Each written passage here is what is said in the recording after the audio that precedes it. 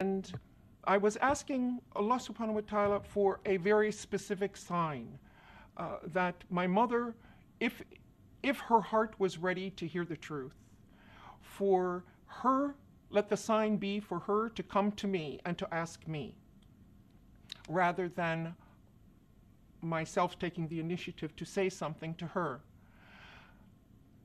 Lo and behold, at 7 o'clock in the morning, my mother came to me waking me up from sleep and asking me two specific questions.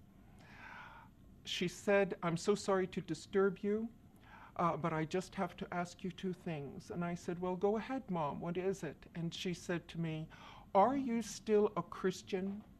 And what do you think about what the Christians teach regarding the Trinity? That the God is three and one and three." My response to my mother at that moment was, "Tonight, when your sister goes to sleep, I will be happy to sit with you and to explain to you who I am and why I am who I am." So at 12 o'clock that night, my mother's sister went to sleep, and Mom and I gathered around a small table in a breakfast nook of the kitchen. On top of the table, I had the Quran, the Bible, and my own personal study, handwritten study notebook.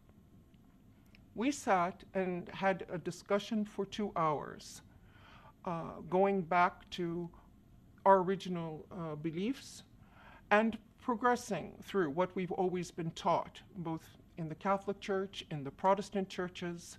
And then I introduced Islam to my mother, the Quran, and the Prophet Muhammad sallallahu alaihi wasallam.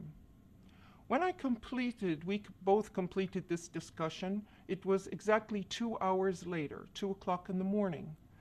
And my mother reached over on the table, she picked up the Quran, she kissed it, and she held it to her cheek, and she said, "Why hasn't anyone told us about this?"